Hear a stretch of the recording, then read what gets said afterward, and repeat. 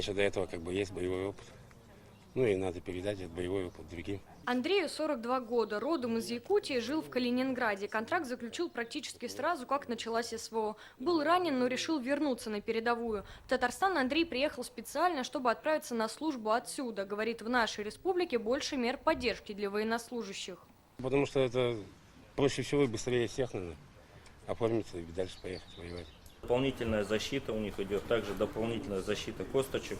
Перед отправкой в зону СВО каждый боец прибывает в центр «Патриот». Здесь им выдают полный комплект обмундирования. В нем все самое необходимое – от сапог и нательного белья до спальных мешков и аптечки. Всего 20 наименований. Форму закупают на республиканские средства. Такая мера поддержки предусмотрена только в Татарстане. Комплект форм абсолютно аналогичен, как у Министерства обороны Российской Федерации. Тем самым военнослужащий, убывая, может не переживать за, так сказать, целостность своей формы, потому что у него есть полностью замена своего комплекта, который он получит в вооруженных силах Российской Федерации. Азат приехал из Туркменистана. Дома будет ждать семья. У мужчины русские корни, и он считает себя патриотом нашей страны. Я как приехал как переселенец, через Псков я приехал сюда, в Татарстан.